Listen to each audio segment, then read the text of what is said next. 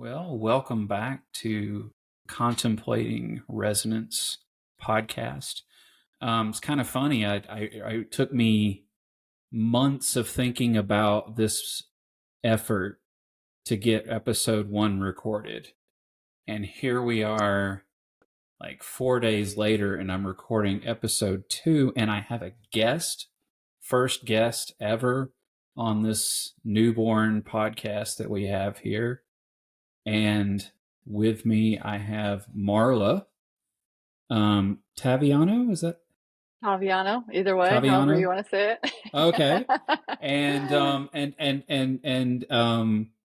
I'll say I don't remember exactly how it was that I found you on Instagram, but I like back towards the end of 2022, I just completely nuked my social media. And I had started hanging out with some in a space where just like everybody had an Instagram and I didn't. And it's just like, okay, if I want to connect to these people, so like, okay, fine, I'll create an Instagram account again. And it was somehow through that burst of like adding that group that apparently some of those people also follow you. And I have all of your books, Woo! at least that you care to talk about here. And actually, that's I'm going to ask you about that later. But Okay. I will let you introduce yourself to this small but merry band of listeners. Yeah, thanks for having me on, Matt. I am excited to be the first guest. I'm trying to think if I've ever been anyone's first guest. Maybe, maybe not. Yeah, my name is Marla Taviano, and Matt said he's going to let me introduce myself, and I was like, oh crap, because I never know how I'm gonna how I'm gonna introduce myself. I think we'll keep it short. I am a writer and a reader, and I usually tack on lover and learner to that. I am a single mom of 4 young adults. My last child just turned 18 last week, so I have no more children. All of them are adults. And I lived in Ohio for 39 years, Cambodia for 5, and then I moved to South Carolina in March 2020 on the last plane out of Sierra COVID-19. So these days, well, I guess I could say that I used to be the very best Christian girl there ever was. And I did everything right and played by the rules and knew all my stuff and loved people a lot. And I just desperately wanted them to go to heaven and not hell. And so I did a lot of things to try to save people. And that all is over. I don't do that anymore. And my life is heading in a pretty different direction these days. But I am happy and I am free and I'm finding wholeness and meeting all kinds of cool people and doing a lot of fun things, and I'm in a pretty good spot. Awesome. Say, what's not to love about that? What's not to love about that? I find my people, and you are clearly one of my people. Yay! And we've been down different but very similar roads. One of the things I joked about this earlier, and I said I go ahead and want to pull on this thread a little bit. Like, so I'm an author as well. I'm not as prolific as you are, but there was a time that you wrote books from a very different perspective than you would have now. And yet, to some degree, like those books are, they're still out in the world, right? Yeah. And now you have things that you're, very proud of and that represent who you are today.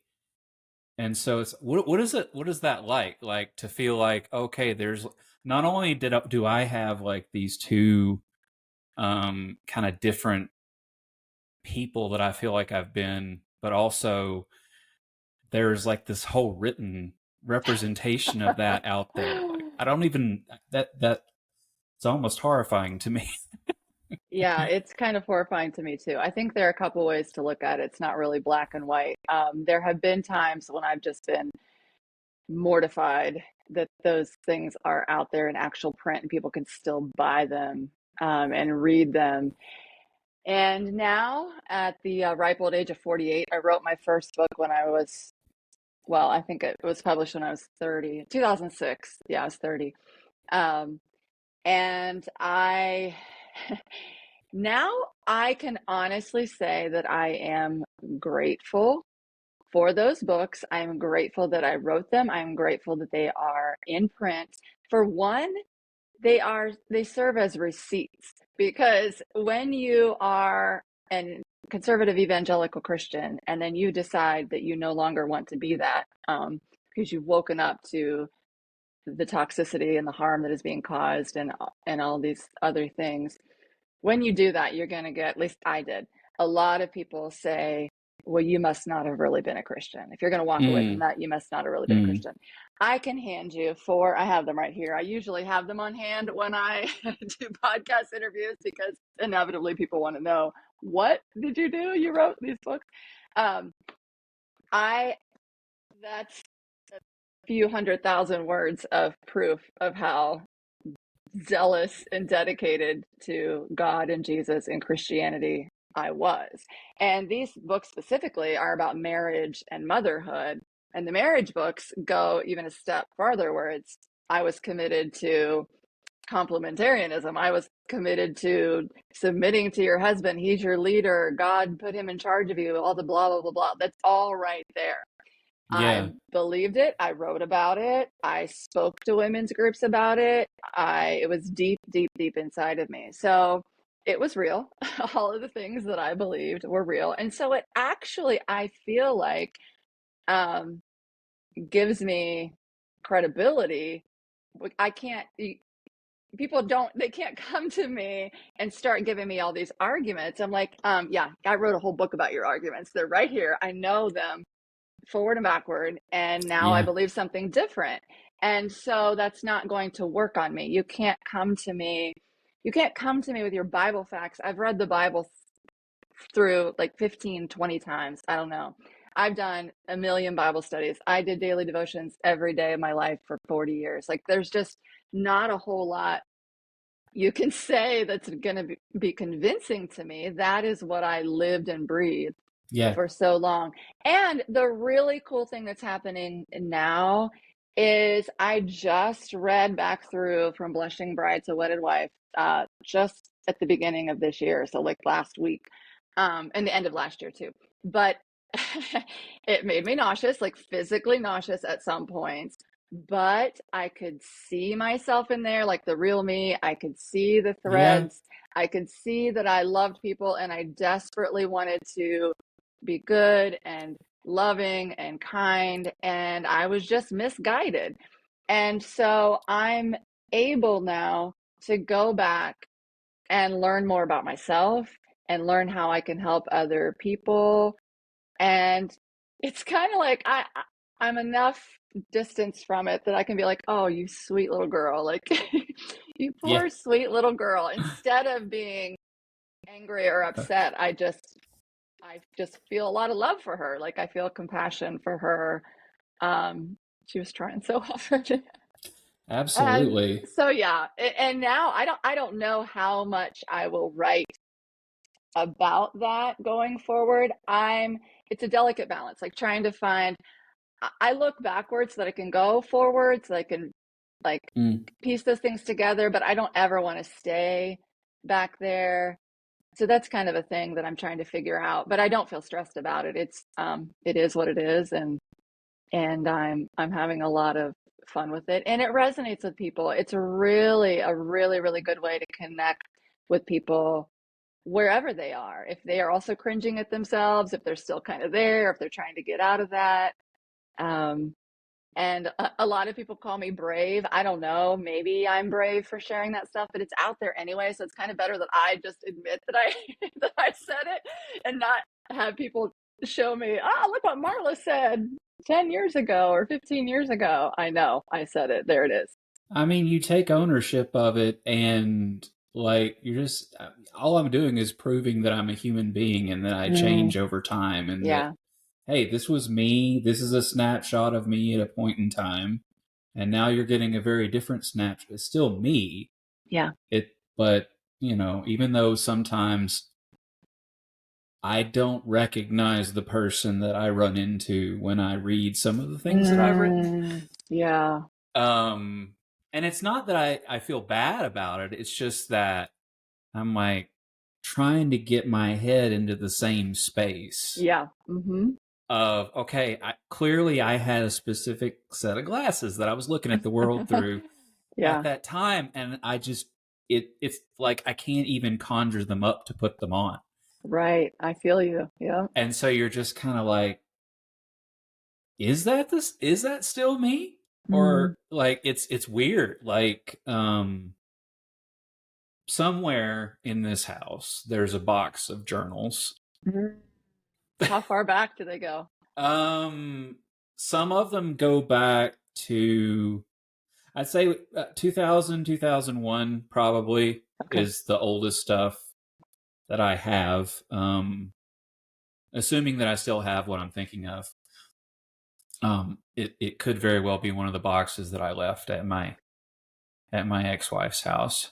That's exactly Uh, when my journals start. I was pregnant with my oldest in 2000 in my very first okay. journal. I wish I had ones from earlier. I have a couple things I wrote down. I got married in 1998, so I have a little bit that I wrote here and there, but the journals start in 2000 and I have 62 of them. So there's a whole lot Yeah. of Yeah, I don't have that. I don't have that. Like, I'm a very like sporadic, like I will write a bunch just in a burst and then I won't mm, write again for months. yeah.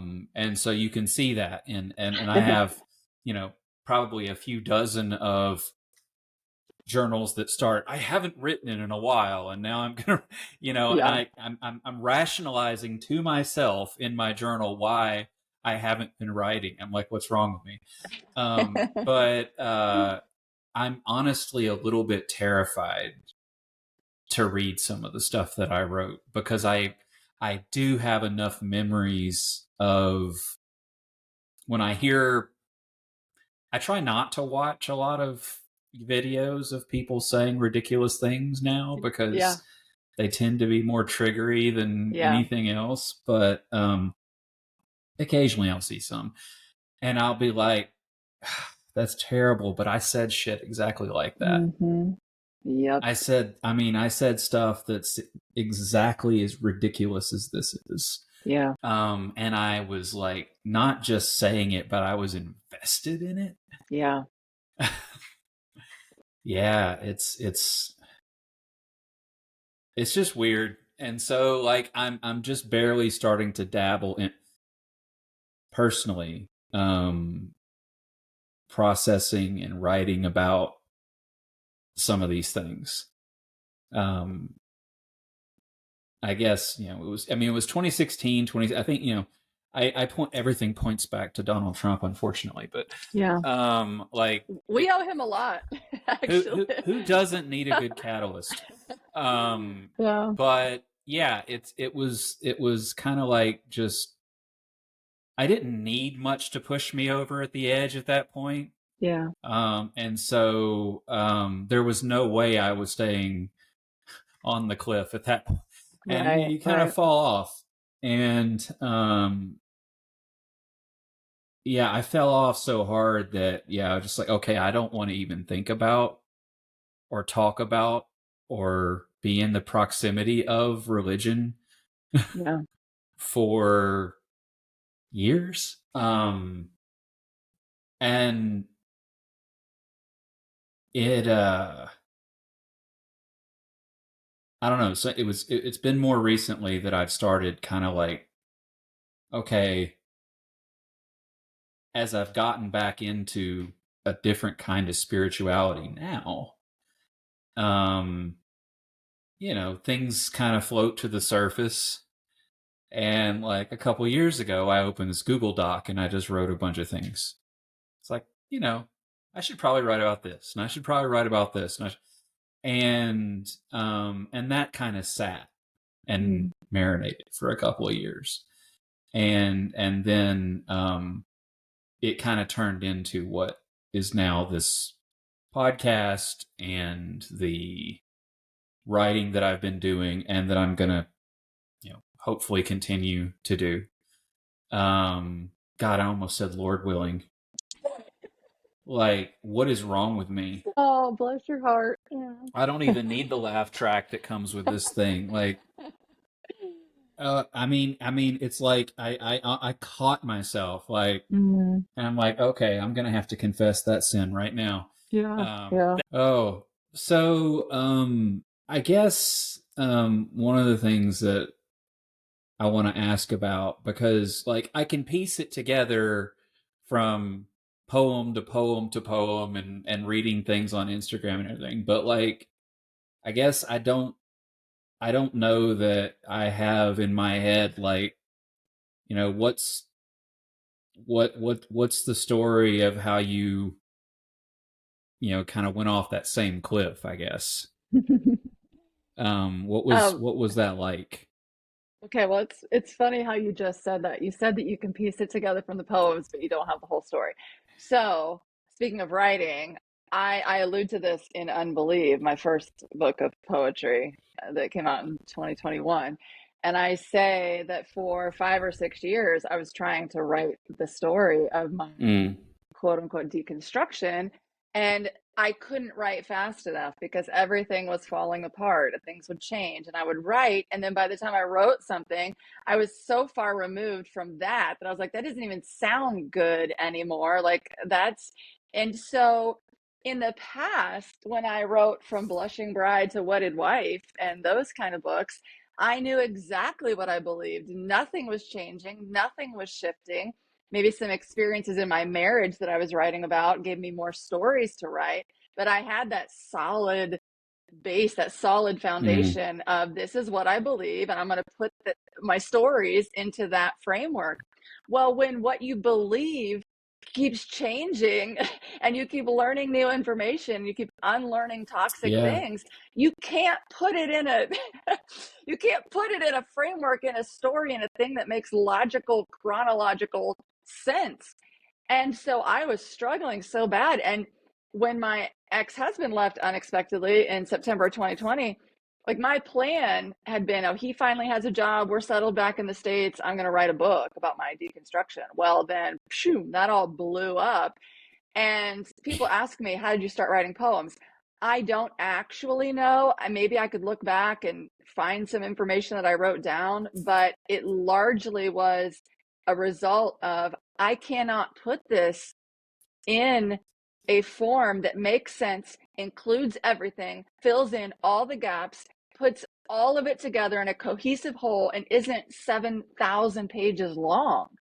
And mm, so I decided if I can't do that, I'm going to tell less. I'm just going to do here's a poem, here's a poem, here's a poem, here's a poem. And then I do find, like you just said, people are like, well, but what's the story? Like fill in the gaps. Well, I can do that. I do that on podcast interviews. I do it when I write on Instagram. I'll do it on my Substack, but I probably will never have that straight narrative that goes right.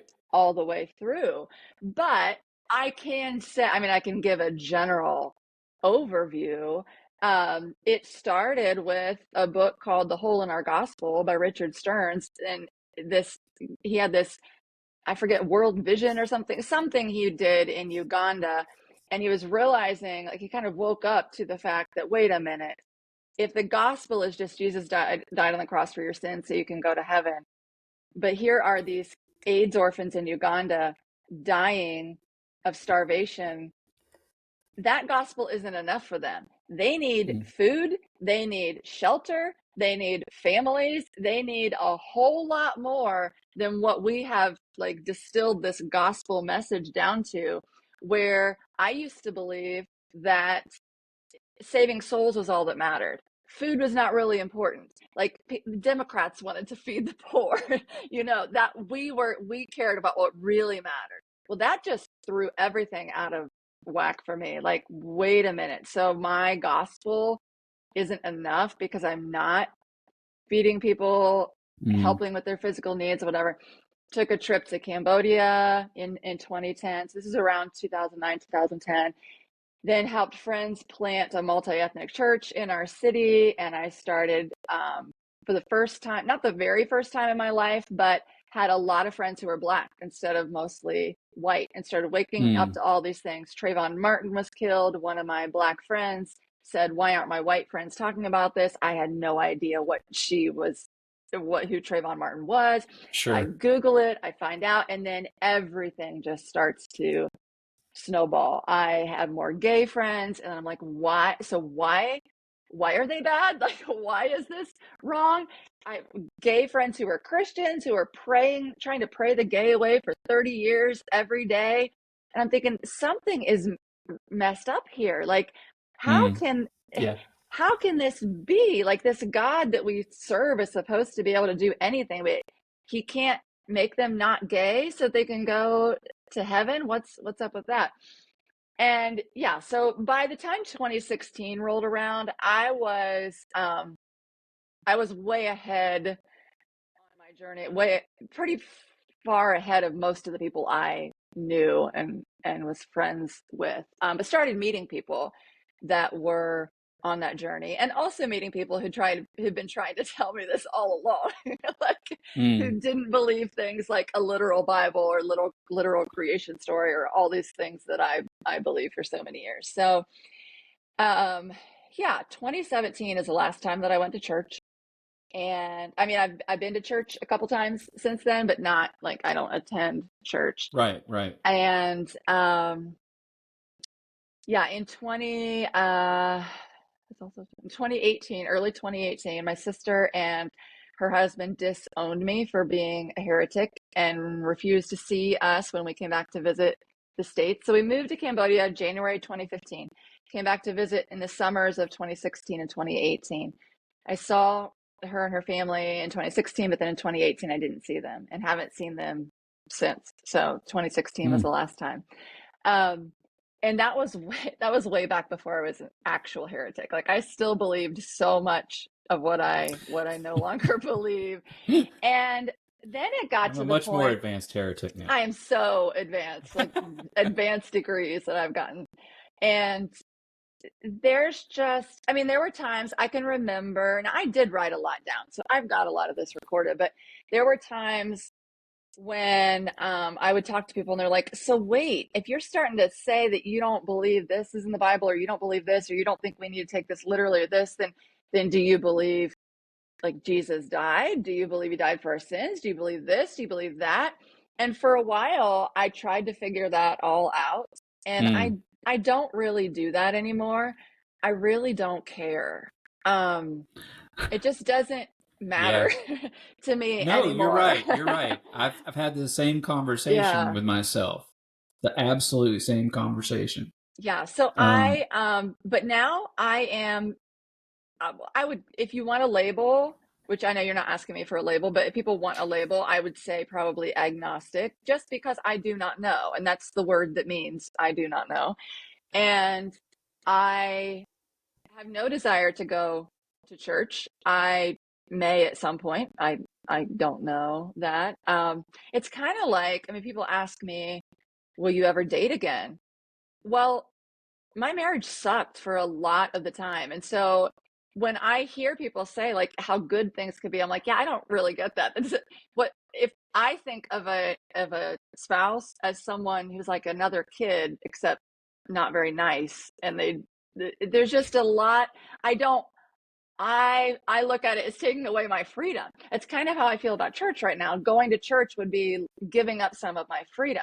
If it comes to a point where I meet someone and it's not that, or I find a church that I could go to and it's not that, then maybe. It's not like I'm opposed to that, but that's just, I'm still, I think, in recovery, still kind of detoxing from all of that. I have a poem in my new book. So I have three, it's a poetry trilogy. Two of the books are out. One comes out in March. And I have a poem about like if I would have gotten $20 an hour for every like hour that I volunteered for God, I would be a millionaire. Um, but I didn't see any, like somebody got rich off of all my unpaid labor, but it wasn't God. And it sure as hell wasn't me. It was someone, Right. but it wasn't me. So um, I'm done with that for a while and maybe forever. I don't know. But I, I've I've met, like I have so many friends who are Christians. I have friends who are pastors. Um, I have friends who say, Marla, forgive me, but I see God in you. They always start it out like that, like they're really sorry. They know I don't like God, but they and I take it as a compliment. And I don't know what I believe about God, and I'm not really worried about it. And that is amazing to me because I was so worried about it for a really long time. Yeah. Yeah. So much. It's the contemplating resonance podcast. So much of what you just said resonated, because I wouldn't say everything in exactly the same words, but I just felt like, oh yeah, I've been in that spot, and I've been in that spot, and I've been in Mm-hmm. that spot. Um, wow. It doesn't sound like you feel like you're lacking though. Like, Mm-hmm. it's not. It's like, okay, I don't want to go to church, but it's not like that's hurting me. It's like I can take it, or I can take it or leave it, but I'm right now I'm leaving it. Is that Well, right? Like, okay, yeah, I just had so much church. Like, I can't tell you how much church. From I was born on a Friday. I want to say I was in church that following Sunday. It might have been the Wednesday after, I don't know. But I'm talking Sunday school, church, Sunday night church, Wednesday night church for decades and it's a decades. job. And then full-time Christian ministry. And then I was a missionary. I worked at a Christian church camp in the summers. I taught at a Christian school. Like it, I've crammed more Christian into 40 years of life than most people I've ever met. So if I live to be 100, I will probably be 95 before I need filled up with more like Christian environment. Sure, Um, sure, and sure. Yeah, so yeah, and lacking, absolutely not. And I am more myself and more whole than I've ever been. And I also tell people, I have more poems about this, that I'll have people say not only, well, you must not have been a Christian. They'll say something like, oh, mm, you just want to have sex with whoever you want, or you want to be able to sin or whatever. Um, and to that, I usually bluntly say, I am 48 years old. I've never had sex with someone I was not currently married to. So there's that. And I did not deconstruct my faith so that I could go out and sin. That I don't really care to. And now my definition of sin might be different, but sure. Yeah, I have a poem about how what I really like to do is go to Goodwill and find cute little statues and old books yeah. I that went remember out of that one. print. And I like to watch Ted Lasso reruns in my bed by myself at night. It's like that's the kind of debauchery or whatever that I We're am. such scary, scary people. Us deconstructionists. I do cuss a lot. I will say that. I love to cuss. I love to say, "Oh my God." Like, "Oh my God" is more fun for me to say than any other words.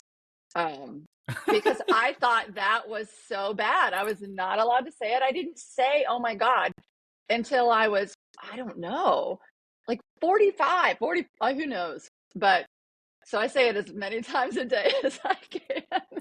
You got away with a lot less as a young person than I did. Um, yeah. But I there's no mistaking this is for a podcast that we don't curse on, because I don't really know how not. Yeah, I work in I a don't bank. Everybody curses. I don't Like, think I've cursed yet. I think you said something, but I didn't. I just said, "Oh my God." um, It's like, I mean, that's I guess that's even worse than a Christian curse word though. Like, yeah. um, Yeah, that was one of the things that always, made me happy when people finally started explaining to me like what it really meant to take the Lord's name in vain. And I'm Mm-hmm. like, "Oh, so basically you're saying the stuff that all the people who are like preaching, they're the ones Yeah. taking the Lord's name in vain, and Yep. we're just over here having a good time." Yes. Um Yep. I would think I would wow, thank you for including me in your cursing. I yeah, Jesus fucking Christ is probably my that's probably my personal tool of choice. Yeah. Especially my kids say it's like, Dad, you have really extreme road rage. You're pretty chill the rest of the time, but on the road you turn into yeah. And I'm like, yeah, that's probably accurate. Yeah. There's just, I mean, there's so many wrong people out driving. I can't help it. Oh goodness. Yeah, yeah, but no, like I one of the things that made me stop going to the last Southern Baptist church that I ever went to, Oh boy. which was the one that I went to the longest, was I remember one morning the pastor, I don't even remember what he was talking about. And I sent you another poem with the Oh by yeah, this yeah, of the yeah. same title. Like many times, it's like I can't remember what the point of the sermon was, but I can Mm. remember this awful thing that happened. Mm-hmm. And there was the one with the mother and the child that was crying that I wrote the poem about, and that's on the Substack. Mm. Um, but there was this other event, and the only words I remember from the sermon were, um, "All atheists are sexual deviants," and I'm like, Cool. "What? What? Like, Yeah. where where did that come from?" Like, but it's the same thing. It's like if you don't have the same idea of God as me, then therefore you must also be into all of these terrible things, Yeah. right? That many of which actually aren't all that terrible, Right. um, as it turns out. But like precisely the opposite. Like Yeah. we actually turn out to be relatively boring people in the sin, list of, it's like I'm in bed by 8:30 most nights, right? And but there's this it's like you can't possibly be a good person but not follow my God the way I follow my God. Right. I don't that I wonder where that I don't know where that comes from, but it feels like that's like the thing that that people a lot of people are clinging to when they can't figure out what box to put us into. Does that make Well, sense? a lot of it is about power. You have to power and control. If you want to control people, you have to have very specific, like strict parameters. You have to fit in here because there are so many dangerous things you could do that would let you escape from their control. So for women who are smart and capable, it has to be ingrained in them and drilled into them that you must submit to your husband. You must be under his leadership. You must do this. Like that's how I was. Like I was way too smart to do that. And I still did it because my deep, deep, deep desire to be good trumped that knowing that I had in my head that, wait a second, like, so they they want you to be a certain way so they can control you, and they do not want you to see that there could be good people who don't see this way because they're appealing to your sense of good and bad, Mm. to evil and good or whatever. And so you have to believe that anyone not in the box is evil and you are good, and you have to, if you want to stay good, you stay in the box and you do what they say, because it's dangerous out there. If you get to know someone who is Muslim, and you realize that they are kind and loving and invite you over for dinner. And even though they're refugees in your country, this is a true story that happened to me multiple times. Somali refugees who have basically nothing are inviting my whole entire family over and sharing this huge Ramadan feast with them. And you get to know people who are gay. You get to know people who, if you're white and they're black, you get to know people who are Hindu. You get to know people, like all these, and they are good, good, good people. And I'm not, obviously not all of them, just like not all of anybody is good. But you But humanize those people. yes. And then you're like, wait, but they don't do things exactly like I do. They don't believe God exactly like I do. How can they be good? There must still be something. And so I got woken up in a lot of different ways. But it was not just me reading books. Books were huge, but it was meeting people. It was meeting Oh yeah. people who were different from me and who loved me and were kind to me and were good neighbors, like good literal neighbors. Like we lived in the same apartment complex, and they were good neighbors to me when I desperately needed them. And so it got to the point where I saw too much. Like I saw too much of the world, met too many good people who didn't fit in that box, that I couldn't do it anymore. And I have a poem that says, like, wait a second, you're telling me my beautiful, wonderful, kind, generous Muslim neighbor Yeah. is going to hell while my elderly, racist, horrible relative is got a free ticket to heaven because he just happens to say he believes something. I'm like, yeah, that's not, because you start to think, wait a minute, because they would tell me, we don't understand God. God's ways are higher than our ways. God's ways are just, we can't question it. We can't understand it. We just have to believe. And I'm like, well, you know what? If God really does believe that, I don't like that God. Like, I don't want to be in his club. I don't want to be on his team. He is not nice. Like, he is not a kind God. Right. Right. He is Right. sending people to hell. Don't know that he know about Jesus, and they have to go to hell because they were born in the wrong place at the wrong time, and they're gay or they're this or they're that, and so to hell they go. And you can send Jesus down on the cross, but then you have to actually know about him and accept him and say the right things, or you're still going to hell. This hell that he made when he also made the world and he called it good. Like, it just all I'm like, what? When really the hell is the life that they're being forced to live Oh, in this country at this yeah, time, for sure. because we are dehumanizing Yeah, so many people, just because they don't fit into a box. And I yeah, ran into the same, like, for me it was for me it was getting out of this little 100 to 200 mile radius that I spent most of my life in, and traveling to multiple continents and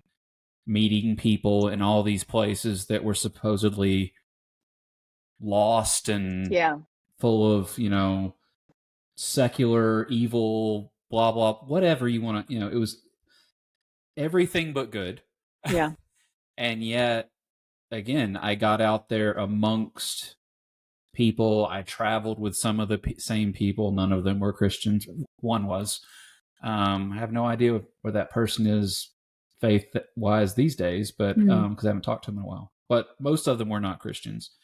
Several were just, as atheist as you can get, but some of the sweetest people. Yeah. And checked on me multiple times when I was kind of at the bottom, rock bottom, where I hit towards the end of 2017, and finally got some amount of professional help. Been on the up and up since, but it's like, who are the people who? It was the people who were going to hell that were taking care of me. And I do remember way back in the day, like getting meals from people because we were on a list, when like children were born or somebody was sick. Like, there was, I remember a lot of that. And I'm not saying people weren't being kind, but when someone is not supposed to be in your corner and they are, Yeah. it speaks so many more words to me than when someone's in your corner, because, well, of course they're in your corner. They're supposed to be. Yeah. I want to say there was some scripture about that at somewhere. It's like, well, if you love the people that are your friends, right? Yeah. That, how hard is that? That are your enemies. That's where you show that you've grown and that you've got, because you can see people as, it's like, oh, that's my enemy, but they're also a human being. Yeah. See, this is why I like to have conversations. Like scripted podcasts, that's for the birds, in my opinion. Like, I had no idea we were going to talk about any of this stuff. I told you I was up for anything, so. No, and I appreciate that. Let's we've been pretty heavy. Let's lighten it up a little bit. So one of the things that I guess I ran, shortly after discovering you and the things that you're doing, I discovered this poem art thing that you have Mm. that have been doing, and taken me so far as I've got my favorite ones that I made, here that have Yay. been, they actually sit up, my altar's right here next to my desk, and they sit, because these two poems, honestly, I think are some of my favorites. The one, the I'm a lot and I like it, mainly because you quote Ralph Waldo Emerson, who has Yeah. been Uh-huh. just, that poem has been dear to me for so long. Mm. I told the story on Instagram, but like, I don't remember what year of high school it was that we were studying that particular poetry, but I remember reading this. Do I contradict myself? Very well, then I contradict myself. I'm like, yeah, exactly. Yeah. Like, I don't have to make sense all the time. Yeah. I don't have to fit into a box, even Hmm. though, as a teenager, like, you're spending most of your time trying to fit into all the Yeah. boxes Yeah. so that you can be acceptable. But I just kind of carried that with me over the years. I mean, there's like, it's like, what do you remember from your high school education? I remember those lines. That's one of the few random things that I picked up and stuck with me. Yeah. And again, like, I tell the story to people. Yeah, I had this on my Tinder profile, that I created 2 hours before I took off on a flight to New York. And I was like, well, I was in the first situation where I kind of was like, well, I'm kind of free to date at the moment. Well, this is New York, cool. Like, there'll probably be more people, to potentially match with there than at home, right? So I create this thing, and then, like, I land, and I've matched with someone, first match, and she's hanging out back there, um, in That the is bedroom, trying to that's stay off the podcast, so cool. but yeah, so when I read that poem, I was like, okay, and you sent me, just, I assume, some mostly random, illustrations to play with, and when I saw this little guy, I was just like, that has to go with this poem. Um, and then the other one about, like, to me, it's like, it's very short. This my big dream, like, a world where every human being is safe to be their absolute truest, most authentic self, and is met with joy and celebration at every damn turn. Mm. I was just like, like, what a manifesto. Mm. Like, just what, like, obviously there are details, but like, if you got this right, just this, like, what kind of a world would it be? And so I'm just like, yep, that's the little girl reaching for the ice cream. Like, that's my ice cream right there. Yeah. Because I love ice cream. I mean, I am absolutely obsessed with. If they told me I had to give up ice cream or die, I would probably die. Oh, I no. don't. I just don't see. I just don't see how ice cream could not be a part of my world. And anyway, like, so putting those two things together is just like, yeah, like, how hard is this? Why is this so hard? And I know it is. right? I know, Yeah. humans are complicated and we behave the way we behave for all kinds of different reasons, but like, I don't know, like there's just, it seems like it's something that you can, it's like so easy to grasp and yet it's not.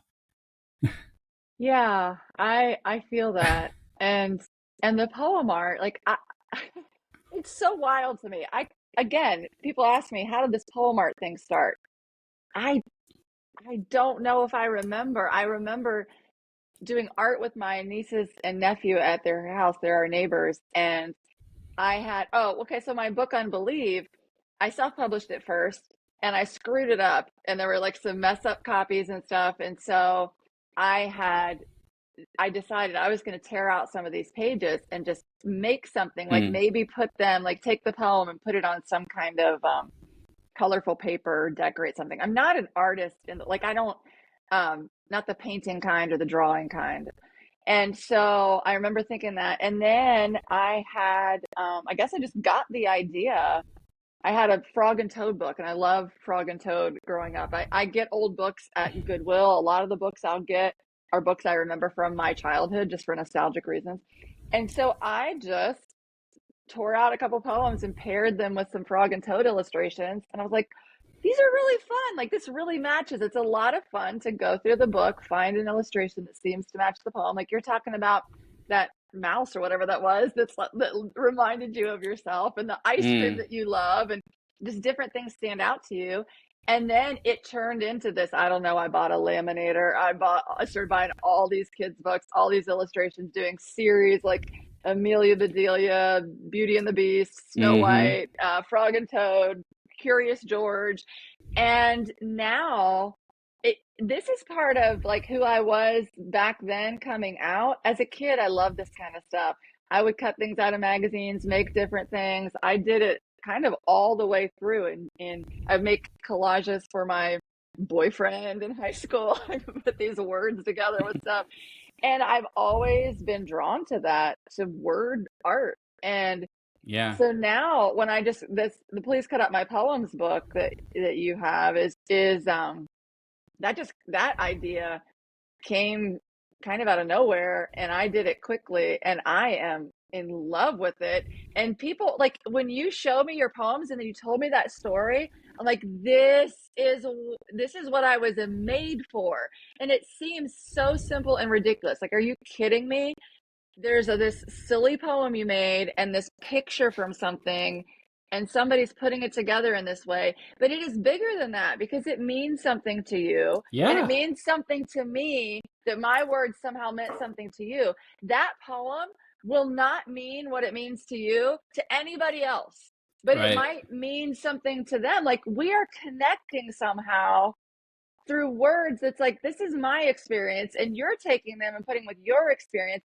And even my other book of poems that people don't necessarily cut up, even though I cut up mine, um, people will tell me how it resonated with them. People will rewrite some of my poems a little bit so that it fits them. They'll write things in the margins, or they'll say, this is I just put my Instagram story today. Someone sent me a photo of one of the poems from the Please Cut Up My Poems. And it was about, like, after 3 years, like, still wishing that still believing foolishly that my ex could be a better person or something. And Sure. she was like, oh, Marla, this really hit home. And then she told me this whole story. I only shared the little part where she said this really resonated. I didn't share the whole thing that she told me. Her story's different than mine, but it was the same kind of thing. And that really spoke to her, and it freed something up in her. It feels like magic. It really feels like It is magic. magic that It you can is to magic. do this. So I I'm like, believe it is. yeah, yeah. So I'm gonna keep doing it because I am having so much dang fun. Like, I love ripping these pages out and finding the poems and putting them together. And yeah, whoo, it's Well, wild. I mean, going back to something you said almost at the beginning of like how it was so hard to impossible to write down Mm, your story as prose. yeah. Um, and you kind of take it way up into this very abstract and just almost like glimpses of different emotions and different things, just like, and that's honestly, like, I had been wanting to write about the um I had been wanting to write about that time with the child and the mom in the service Mm. forever. And I was about to do it, actually. And then you posted about doing this book Mm-hmm. and potentially wanting to get some other poems. Like, you know what? I'm going to write it as a poem. Mm-hmm. And as I finished it and I was reading it, I was like, this is so much more powerful Mm-hmm. than if I had just factually put together the events that took place, because Yeah. it made it so much more easy to write it from the perspective of the person who was actually being attacked in that Yeah. moment, Mm-hmm. right? Because like I didn't experience that, but I could imagine it, and the Right. imagination again takes you to the poetry. Yeah. Like when I was, the first book of yours that I got, like I think I read it within a day, Mm. um, because I'm just like going through these poems. I'm like, yes, yes, yes. And I don't know what you were thinking when you wrote most of those. I Yeah. probably, but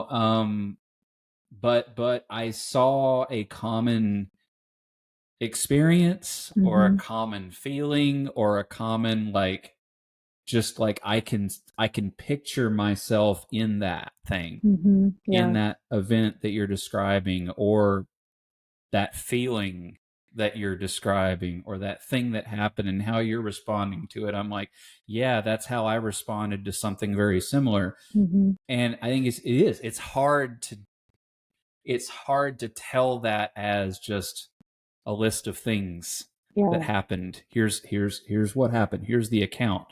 And I think that's why I find your words so powerful, because again, I was able to, in I feel like so much of my story was represented in so few words, and I Mm. didn't even write them. Yeah. So, I mean, that's the dream. That's the dream when you write stuff like that, is for people to be like, wow, that's that's what I would have said, or that resonates with me, or thank you for that. Or for some people, it's like, oh, so I'm not alone. Like, I'm not the only person that feels like that. Because a lot of times we don't know. And it's not easy to put how you feel into words. Like, I think about how much we feel in life and how much of it actually makes it out into words that other people hear.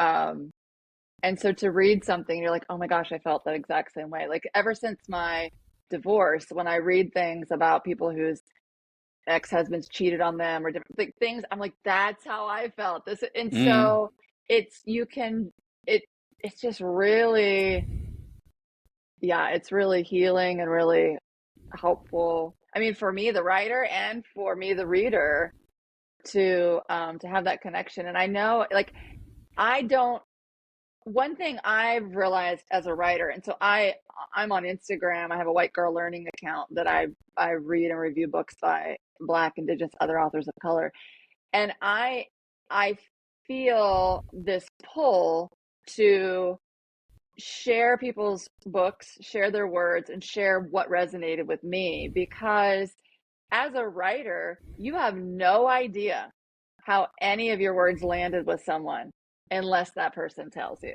oh yeah, So when you send me an Instagram DM and say, I read your book, or this, I relate to this, or here's this poem, or whatever, I would never, ever, ever know that unless you right, told me.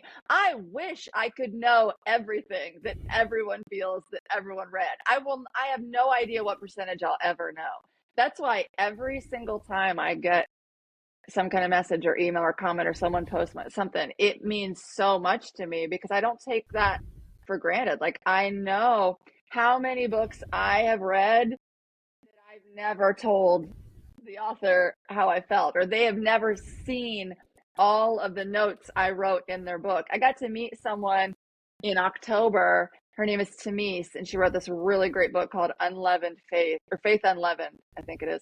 And we met, and I had her sign my book, and I showed her the things that I had written, and I wrote all over it. And I'm like, fuck that, fuck this. Not her words, but she's talking about like the white Yeah, evangelical church and yeah, stuff. yeah. And she, like, her eyes got huge, and she was like, oh, can I take this back to my hotel room tonight? Like, look through. And I'm thinking, oh, I hope I didn't say anything that I don't want the author to see. But I was like, yes. And I thought, what if I could see everybody's like written up anyway? It's just, I love the connection, and it changes. My book, people will say, oh, I love how you made this connection. I love how you said this. I did not do that on purpose. I didn't know that I did that. They saw that. They made the connection. They thought I was smart. It's like, haha, no, you're Those the are the smart best one. ones, though. I didn't know how smart I was. I made a connection and I had no idea I was doing it. That's awesome. Oh, I love how smart I actually am when I find out later. Yeah. Yeah, yeah. No, like do you hear this, people? Like, send the notes. Yes. Like Yep. anytime anyone ever sends me a note about something that I wrote, I'm like, this is the most precious thing ever. Like, cause you just, I've done a lot of different things. Like when you're teaching a group of people directly, you get some amount of feedback in the room, right? You can tell if you know what you're doing. You can tell if you're landing or Yeah. if you're Yep. falling flat. Yeah. You write something and send it out into the world. If nobody ever reports back, then you don't know if anybody wrote it or not. You have no Yeah. idea. And so I'll write something and I won't get any feedback, and I'm like, did it work? Like, did I do something wrong? Like, what? Because you're like,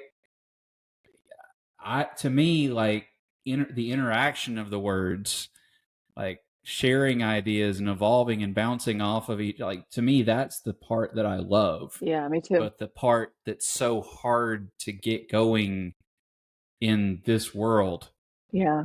because we don't stop long enough and so the only thing we do have is social media. But social media is, it's got all its own challenges, not the least of which is like, I'm always terrified that I'm going to DM somebody and like, oh, this is some other creep and they're just going to block me. And I'm like, no, I just really wanted to say thank you. Yeah. I just really wanted to gush over you a little bit because I think Yeah. your stuff's amazing.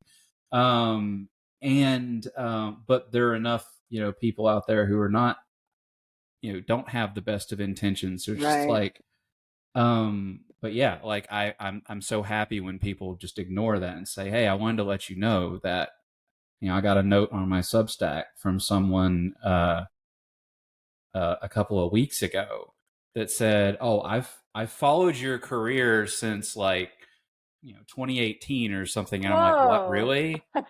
Wow, cool. And it's like, Yeah. and so it's so good to see you on this path that you're on now. And I wish you, Wow. and he paid for a subscription. I Oh, don't even know who this, wow. I'm sorry to say, I know you're probably listening. I don't remember our interaction because I met so many people on those conference tours, but those words meant so much to me. Yeah, for sure. And also just, hey, you don't get anything extra on my Substack for paying. You're just motivating me to keep going right now. Because honestly, I don't have the space to do more than what I'm doing for free. Right.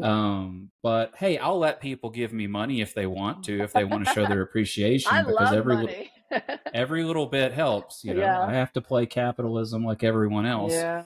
And yeah, so like to me, that's just like an extra. Just, oh, I really need to do a good job of this. Somebody cared enough to pay me for it. Yeah. This is not just, and it's not a game for me. Like I want more people to read what you wrote. I've invited people on this. I want people to hear what people have to say. And it's like, okay, if I can, if somebody's going to listen to you because they decided to listen to me first, that's a win. Yeah. That's what this is about. I want to amplify other people, and I see you doing. You're part of what inspired me to do that, because I see Yeah. so much of what you do is just amplifying others.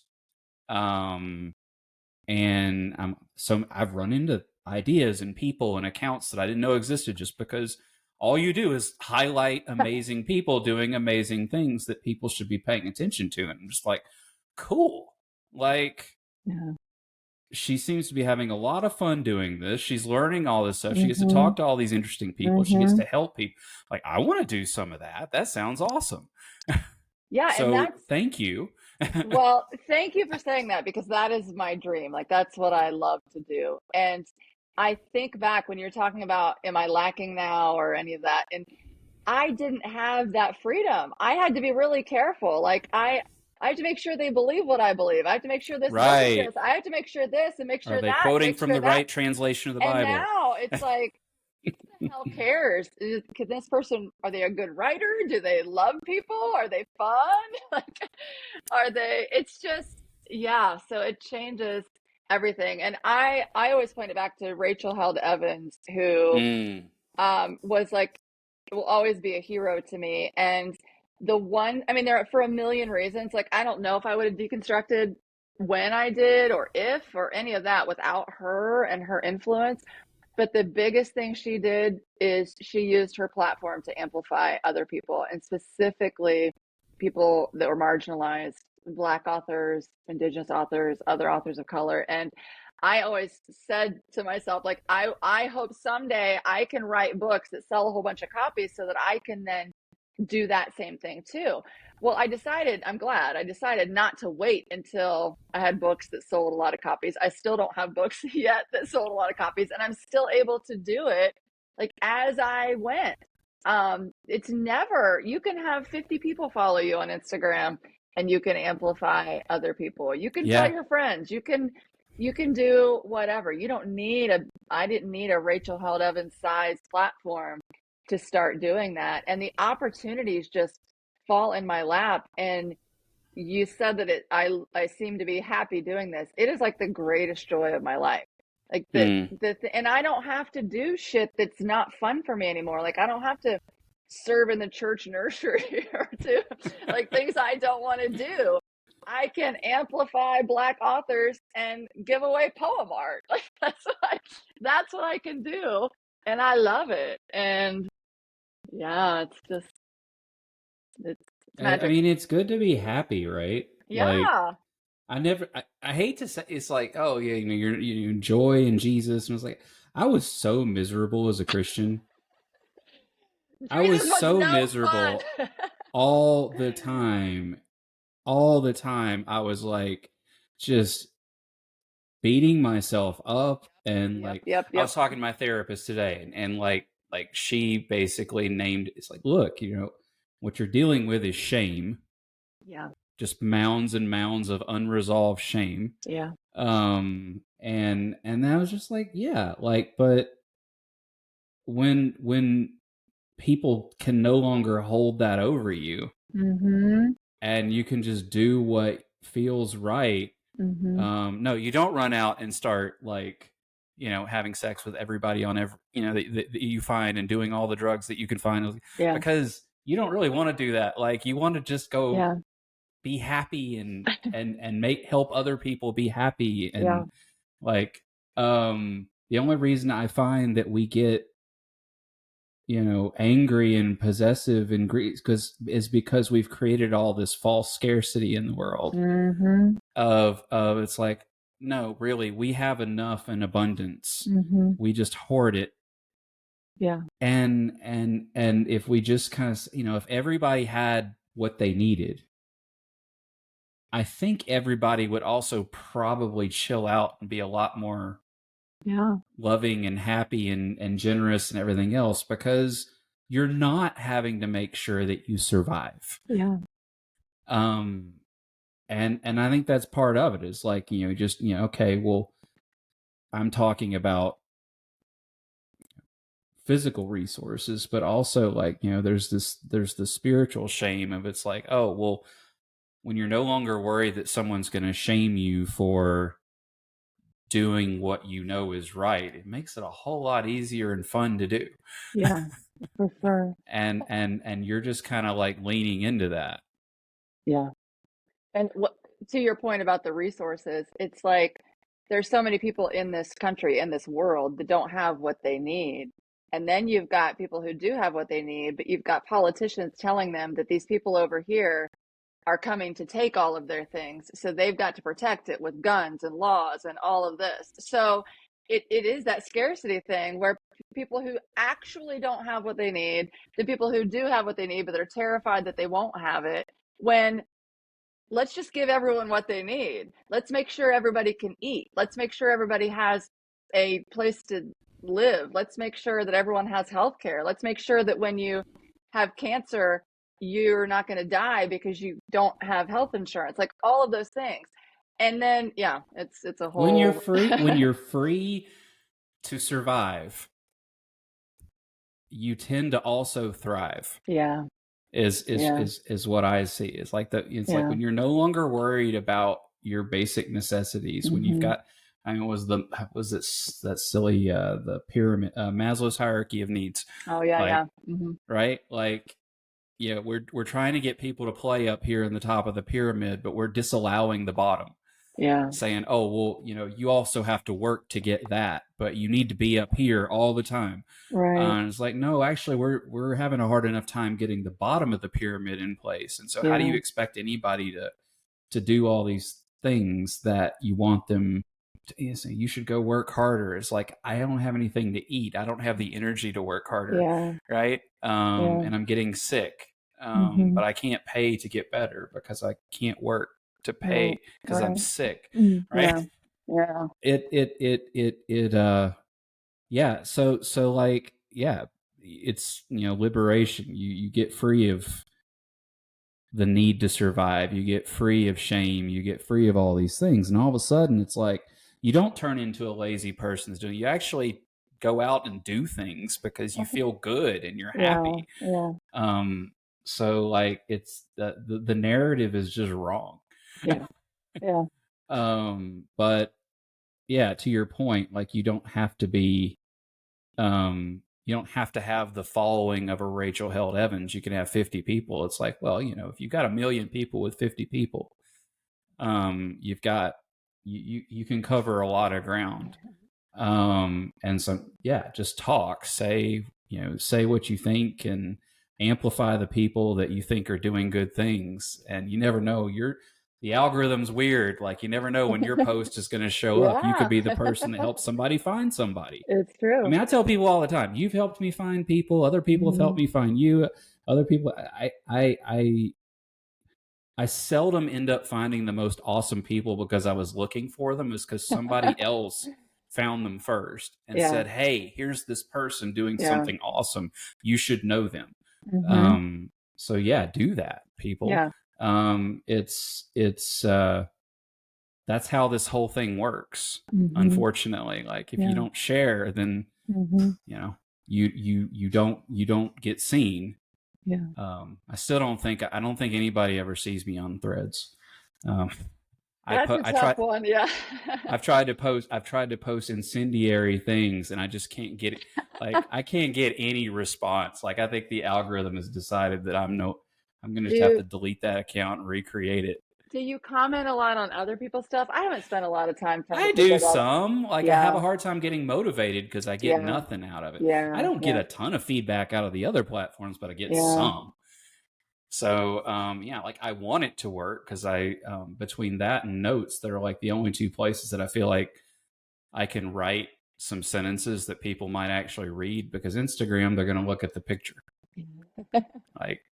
Yeah, that's not where you want to get your writing. You I know mean, I what you read should some of them. you know what you should do, Matt, is you take your words, you print them out, and you make poem art out of your words, and then No, you put I've it up thought there. about it. I've been lazy, and I'm just using your poems. I just Um, this person's probably not going to listen to this podcast until after their birthday, but I took some friends' words. They have a 40th birthday coming up next week. Took their own words and typed them up and printed them out and put them on like made some poem art for them out of their That's own awesome. words for their birthday.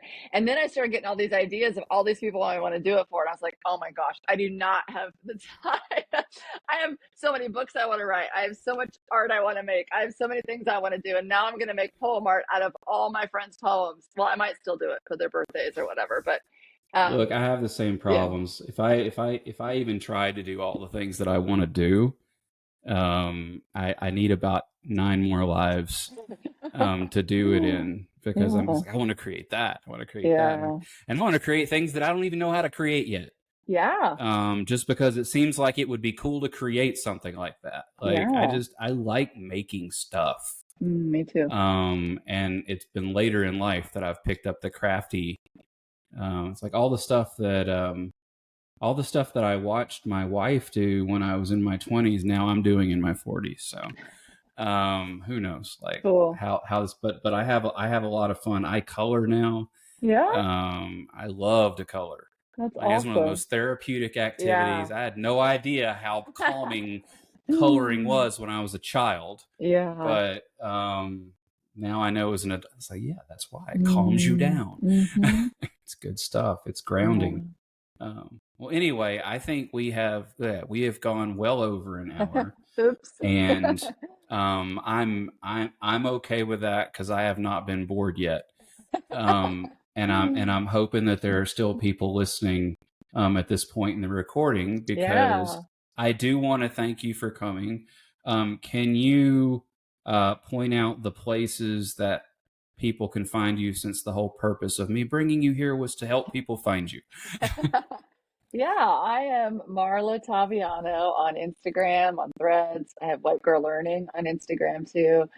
Um, Facebook, I don't hang out there much. Twitter, I'm not there much anymore. And my website is marlataviano.com, but it is kind of under construction.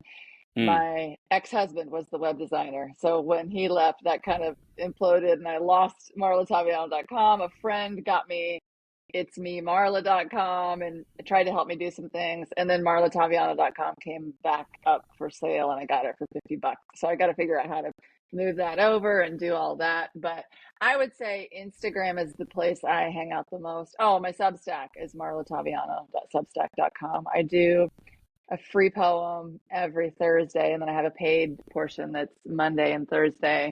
It's more of a I share stuff there that I say I don't really want to share online. I get there are like 30 or 40 people there that are I don't actually know all of them, but it does feel safer there than just putting it out in the whole big sure, universe. sure, But sure. uh, No, I totally get that, and I'm there. Yeah, there's it's not that incendiary, folks. no, it's not It's that. It's just it's more intimate's not really the right word. It's more I'm just honest yeah, and yeah, so yeah.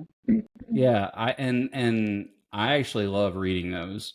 Um, if for no other reason than I'm like, okay, you were in a good moment, you were in a bad moment, whatever it is. I'm just like, oh, I can hold that for a second, right? And Yeah, just say, oh yeah. yeah, wow, like been there, yeah, empathize with that moment. Like it's Mm-hmm. just cool to Mm-hmm.